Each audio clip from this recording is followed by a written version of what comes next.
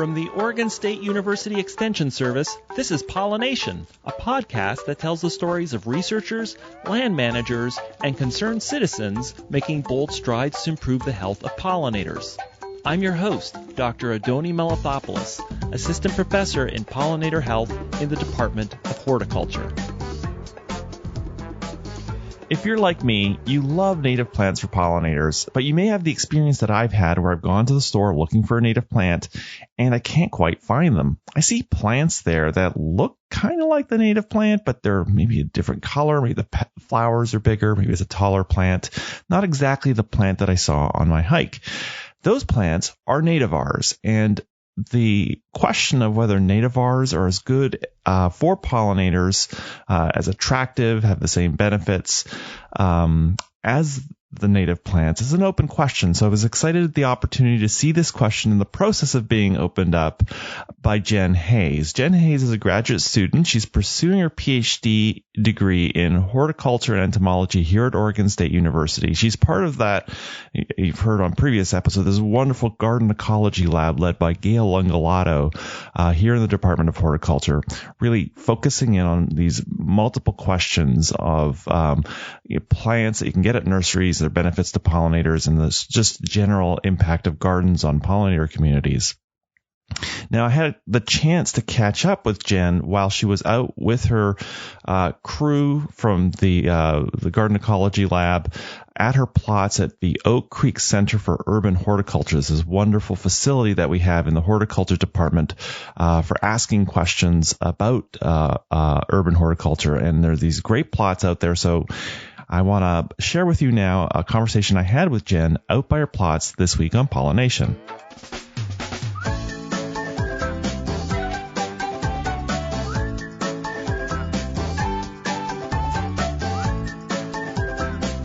Hi, Jen. We're here at Oak Creek Center for Urban Horticulture at Oregon State University at your plots. Yes. Hello. Now, it's really great. We're at the end of summer, and you've been doing this experiment for, I think, 2 years. Yeah, so we planted the first round of things in 2019, but last year was our first field season, and now we're wrapping up year 2.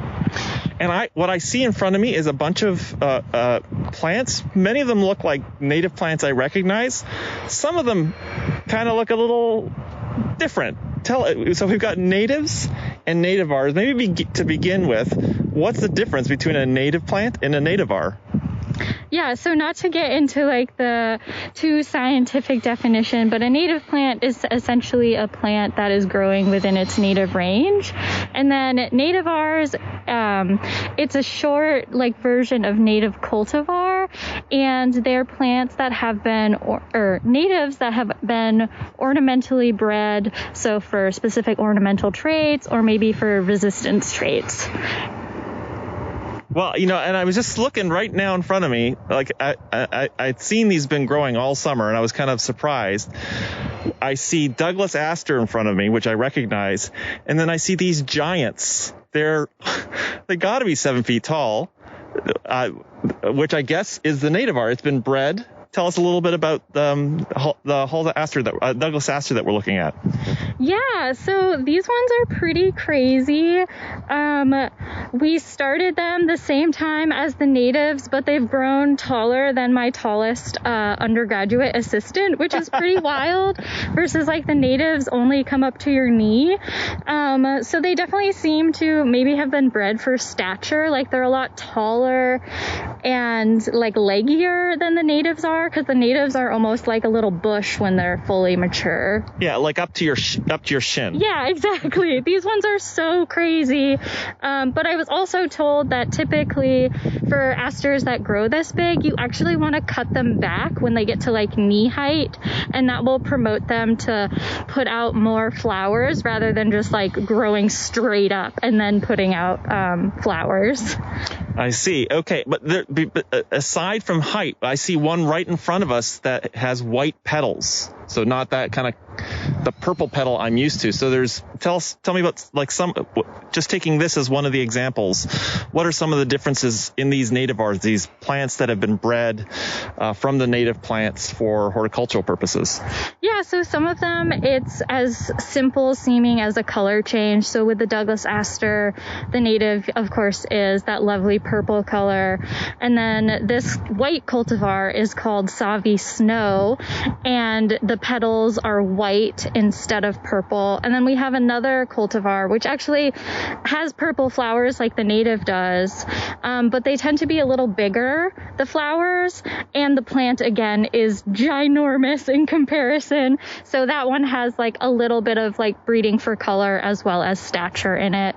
But across our plants, we've chosen things that have more than just color differences.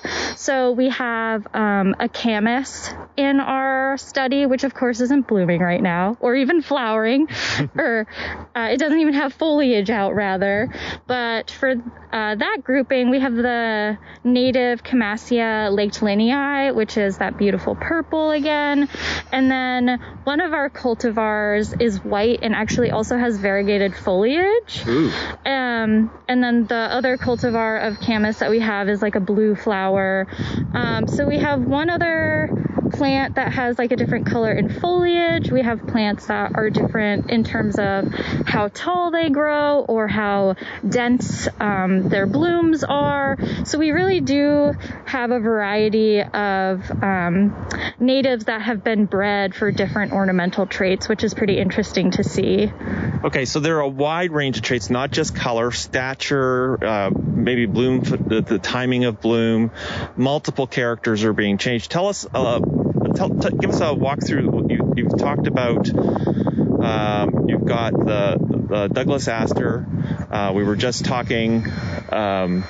Well, and I see over there we've got some California poppies, and it looks like that yarrow over there. Tell us about some of the different plants that have nativars.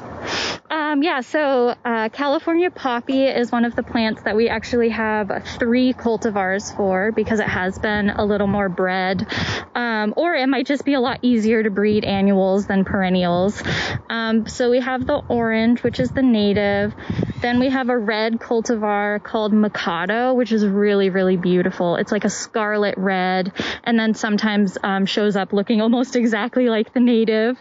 And then we have like a creamy white colored poppy. Oh, I think I see it over there. Yeah, it's really pretty. It has like really white pollen too.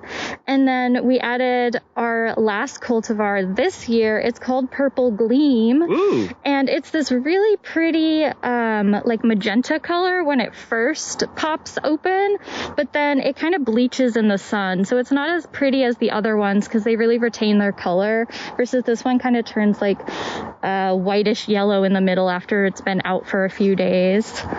And yeah, we also have yarrow, which is one of our perennials in the study. We also have 3 cultivars of that. The cultivar called Calistoga is one that I mentioned that has different colored foliage. So instead of dark green, it's like a sagey blue green, and it seems like it produces maybe more trichomes, so plant hairs on the stems and leaves, than the other plants do.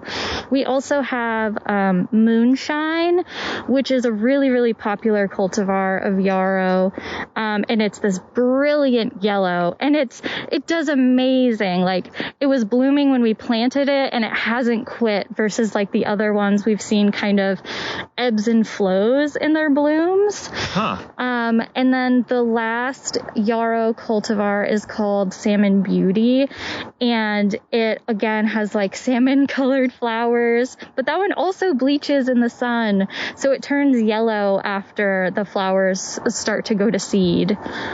Fantastic. Okay, and we were talking.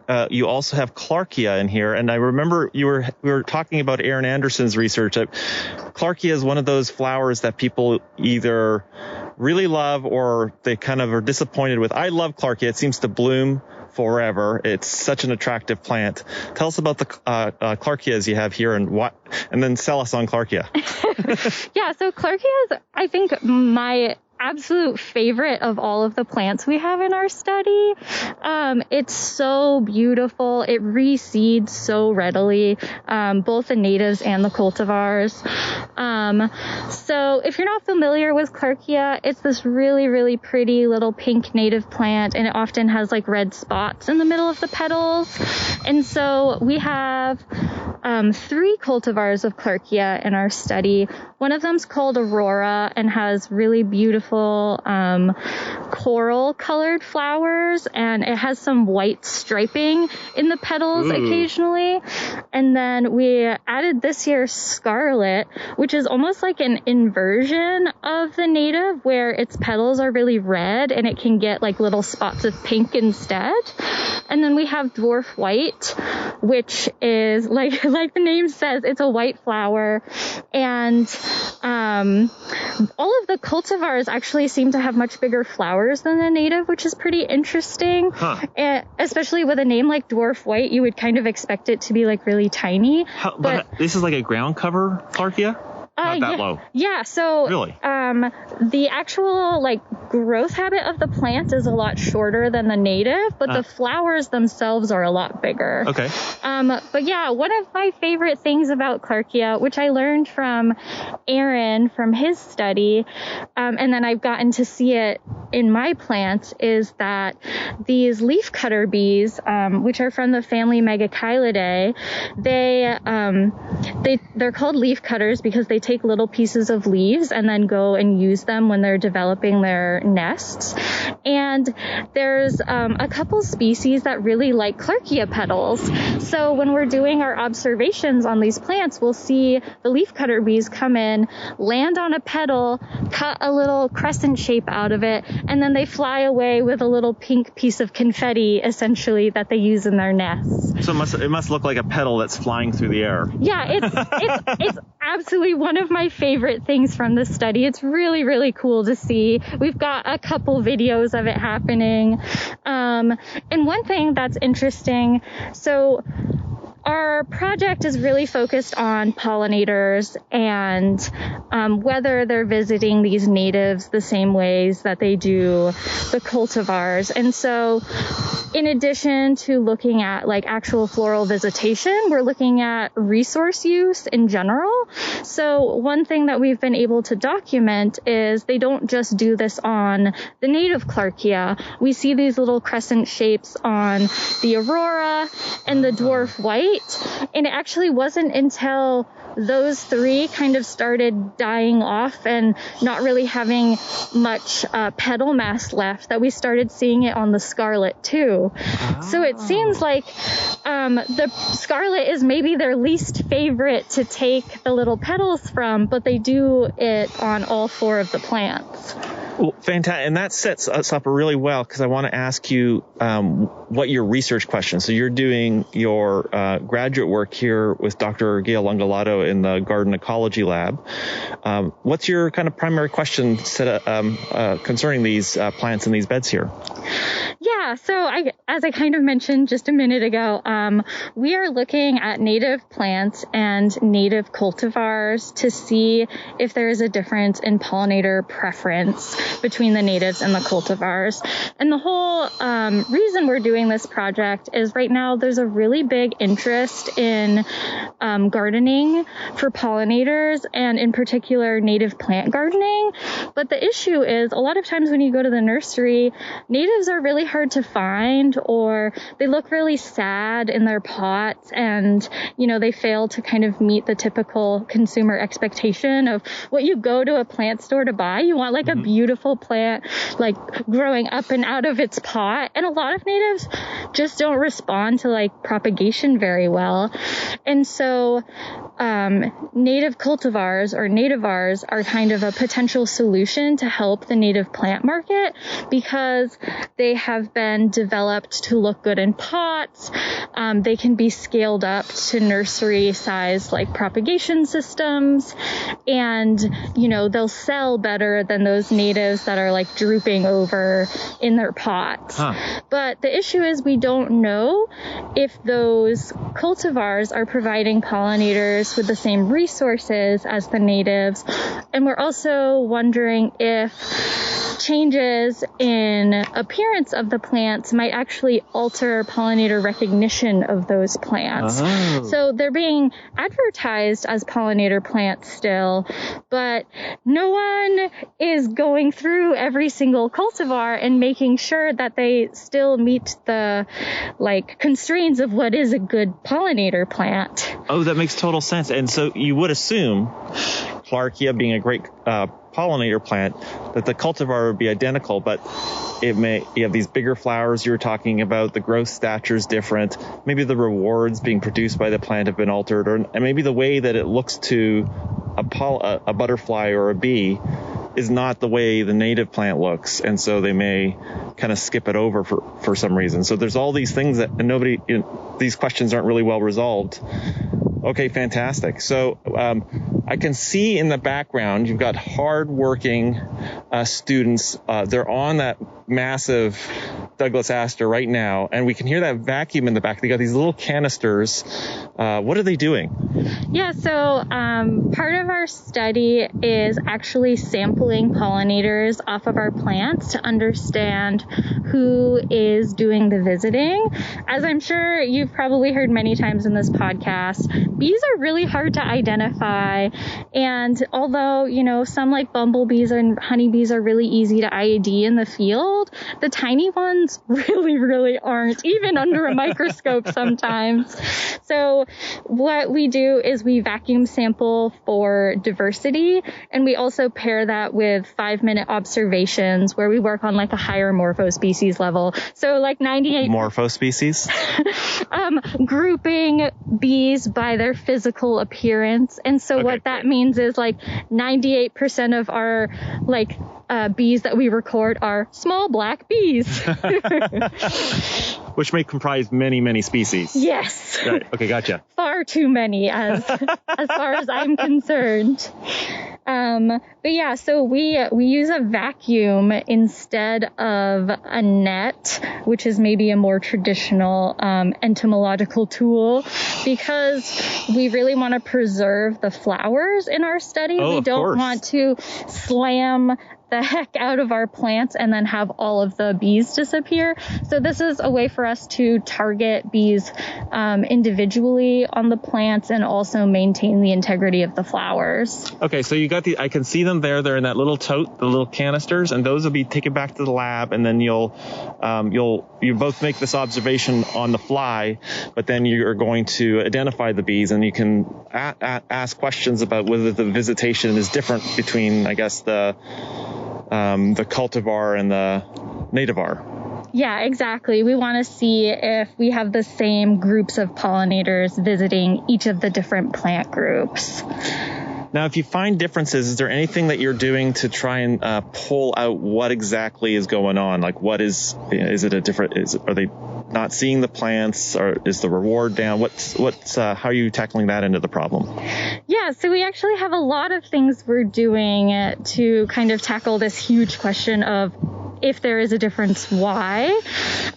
So we're measuring a lot of aspects of floral display, and this is as simple as how big across is the diameter of this flower, or how deep is this flower, because those could potentially impact different sizes of pollinators that are able to access their rewards. Oh, right. And then in addition to that, we're going to look at the physical rewards themselves. So for some of our plants, we will be collecting pollen and looking at the actual nutrition of pollen. Wow. And then we're also hoping to do nectar as well, either quantity or sugar content, to see if that changes between the natives and the cultivars. And we also have an undergraduate student, URSA, what is the acronym? The USDA. No, it's not USDA. It's undergraduate student research. It's a great program here for undergraduates at OSU. When you come to OSU, the thing I've heard about undergrads who come to OSU, one of the things they love is that they immediately get plugged into experiential learning, and so you can do a project. So you got somebody from that program working with you. Engage. Yes, Yay! That's what it is. Okay, so you have somebody who's working on this, and what are they doing? Yeah, so we basically applied to have a student come work with us on this project. And so Savea, who you should definitely have on the podcast in the future, she's amazing. She's taking multispectral photographs of our plants, which sounds crazy, and it kind of is, because there isn't really a firm, developed methodology for it. But essentially, we have this camera, and we're trying to mimic bee vision. So obviously, bees don't have the same cones and rods, or even the same kind of eye that we do. So we can't use our own eyes and look at a plant and assume that the changes that we see are the same things that the bees see. So that Douglas aster over there that's white may actually be profoundly different. Yeah. And what's especially interesting is bees don't really see red or infrared at all. And we have a few cultivars that are bright red. Oh. So right. In order to better understand how pollinators are perceiving our plants, we're taking these photographs, and essentially what we're doing is we're taking ultraviolet photos, and then we're also taking photos that combine ultraviolet, blue, and the green spectrum, because that's primarily what bees see. And so when we take those photos, we're able to see maybe things that we can't see with our own eyes that the bees are seeing. So some plants have what are called nectar guides, which appear in many different ways. So some of them are visible, like a lot of mint family plants, lavender, mint itself, of course, and oregano. They have these little spots on the flowers that kind of lead the bees to the reward center. And then things like irises have striping. So there's a lot of visible patterns, but there's also ones that only appear in ultraviolet. But what's consistent about them is they typically look highly contrasting. So for example, one of our plants we have is called baby blue eyes. It's Nemophila menziesii. It's this little annual flower. Beautiful. It's so cute. I wish it grew better in our plots, but it really doesn't like our clay soil. But yeah, so if you haven't seen it, it's this tiny little blue flower, and it has white in the center of it. Yeah, but you get up close, it is not just blue. It's got all sorts of little it's got details. some veins that are kind of purpley blue. And so what we see is a blue flower with a white center. When we look at that photo in our insect vision, so that's the UV with the blue and green only, it's almost a completely opposite of what we see. So the flower looks almost entirely white. Really? And then it has this cyan colored circle in the middle. So that's what's called a bullseye nectar guide. So it's very apparent in the middle of the flower, and it's telling bees this is where the resource is. And so we then took pictures of the cultivars, one of which is a completely white version of the Nemophila, and it had the same bullseye in the middle, which was so exciting. Wow. And then the other Nemophila we have is called penny black, and I think if you've ever seen Nemophila maculata, it's this white flower that has purpley black spots on it. I think it's some sort of cross between that and the menziesii, because it's a tiny flower with white in the center, black kind of along the middle of the petals, and then white tips. And under bee vision, the middle of the flower and the tips of the flowers glow. Really? So it's a totally different ultraviolet signal than what we see in the native and then the white cultivar. This is fascinating. This is a really great data set, and I can just see how people are eager and anxious to not only know which nativar or nativar or native plant is the best, but also why. This is going to be fantastic. Do you have any early findings that you can share with us?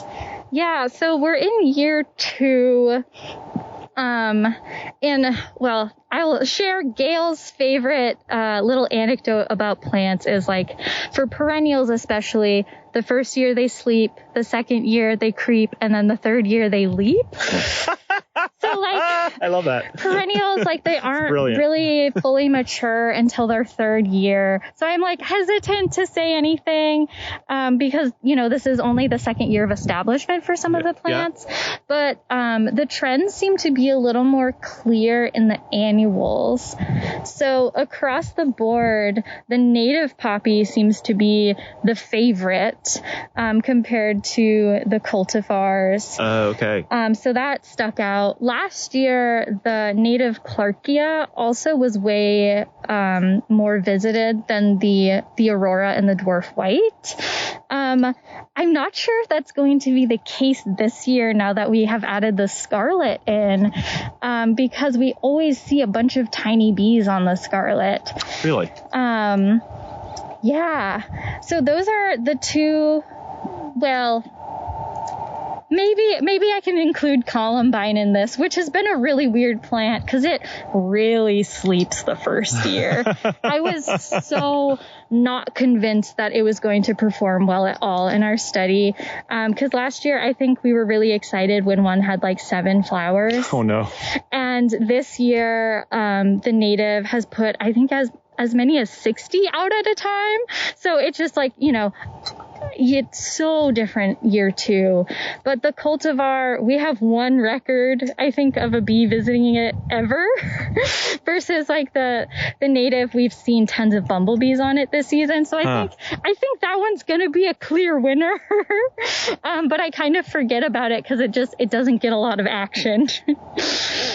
Okay. All right. Well, thanks for the early results. We do a section in the podcast where we ask and I've kind of just, we actually had this scheduled for 3 weeks from today, and I showed up with my recording gear. So this is very impromptu, but I have this segment at the end. I ask people for a book recommendation, their go-to tool, and their favorite bee. And we're gonna just take a quick break here while you collect your thoughts. Okay.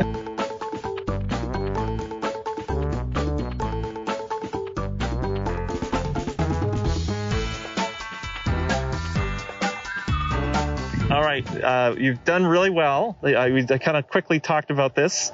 I'm so curious, but it was very impromptu, so it could go in directions that I completely don't expect. So we start with book recommendation.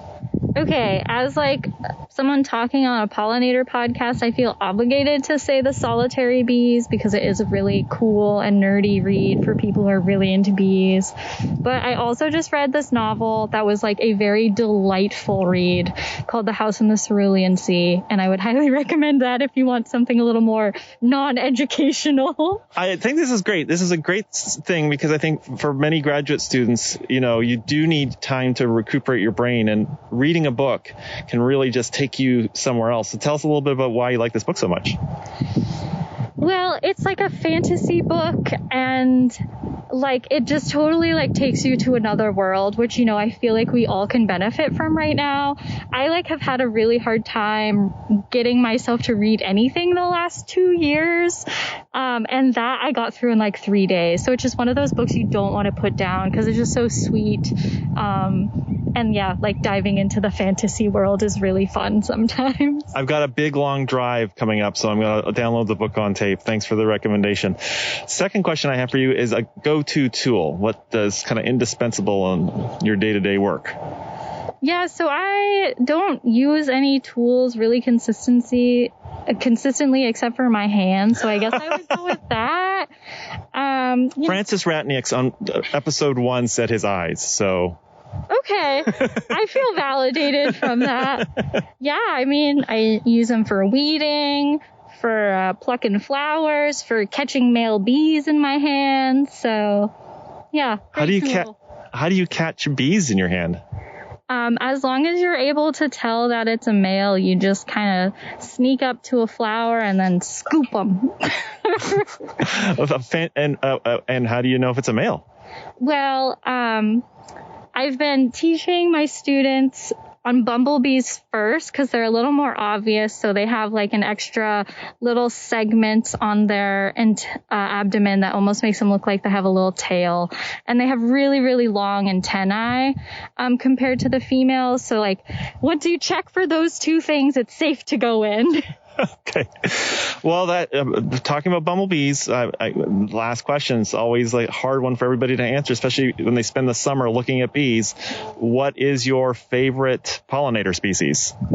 Okay, I don't have a specific species, but I really love orchid bees because they're so different from things that we see in like most of North America, and they have like specialized legs instead of holding pollen. They hold floral like scents, which is crazy. They're little perfume bees, and they're also like super metallic. At least some of the smaller species are. So they're really beautiful and really weird. They are really stunning bees. I think we had Steve Jabrick on a couple episodes ago, and he does work in blueberries, but him and his technician always go to Belize to do bee surveying, and they always delight at putting out like a little bit of wintergreen, and then the males just... Yeah, it's so cool. Yeah, you use totally different like methodology to like observe them too, like using attractants instead of just sitting and staring at flowers. So they're really cool. Well, good luck staring at flowers. It sounds you have another year to go, but this is fascinating work. And I know gardeners around the state, but also just pollination ecologists who want to know how things work are going to be following this closely. Yeah, me too. I'm excited to find out how things turn out as well. Thanks again. Thank you. Perfect. Thank you so much for listening. The show is produced by Quinn Sin and Neal, who's a student here at OSU in the New Media Communications program, and the show wouldn't even be possible without the support of the Oregon Legislature, the Foundation for Food and Agricultural Research, and Western SARE. Show notes with links mentioned on each episode are available on the website, which is at pollination.podcast.oregonstate.edu. I also love hearing from you, and there's several ways to connect with me. The first one is you can visit the website and leave an episode-specific comment. You can suggest a future guest or topic, or ask a question that could be featured in a future episode. But you can do the same things on Twitter, Instagram, or Facebook by visiting the Oregon Bee Project. Thanks so much for listening, and see you next week.